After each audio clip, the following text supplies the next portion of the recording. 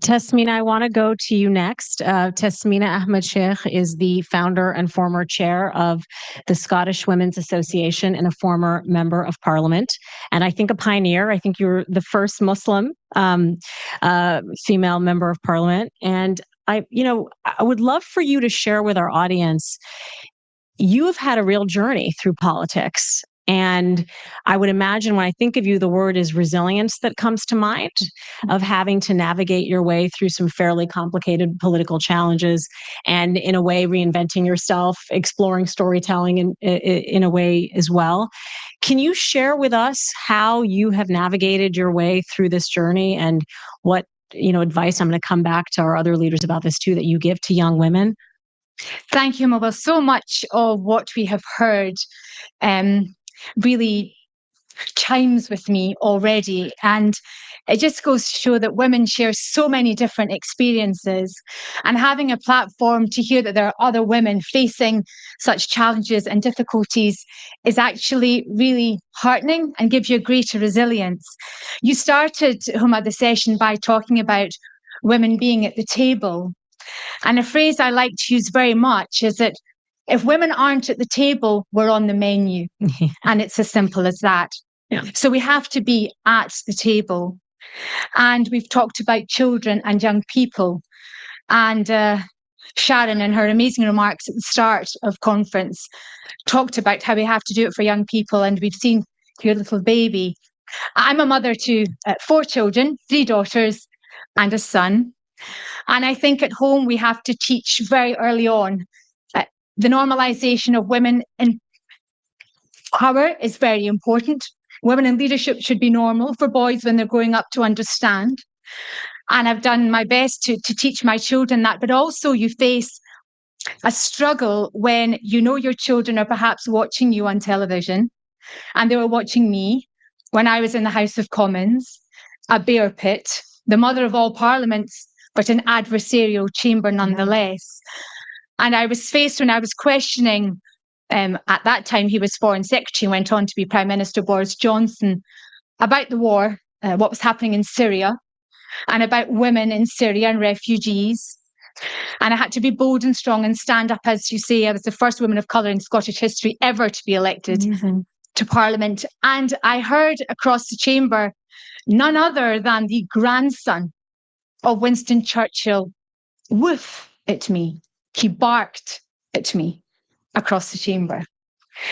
And I sat down after my remarks and I thought, what do I do? Do I sit here and accept that this is the way it is? Or do I say, my kids are watching, my daughters are watching, there are women watching, I'm going to stand up to this man, regardless of where he came from or what his roots were. So I did. And I said to the Speaker of the House of Commons, the then Speaker, John Bercow, that I would like to make a point of order about the man's treatment of me in the chamber. And I did. And he was forced to apologise. I say forced because his response was, when questioned about why he woofed at me, he said it was you're going to love this, Sharon, a friendly canine salute. Wow. I'm not quite sure what that was. And then he went on to say, as men often continue to dig further when they're already in a hole. Well, he said, if the Honourable Lady was offended, if she was offended, then I'm sorry.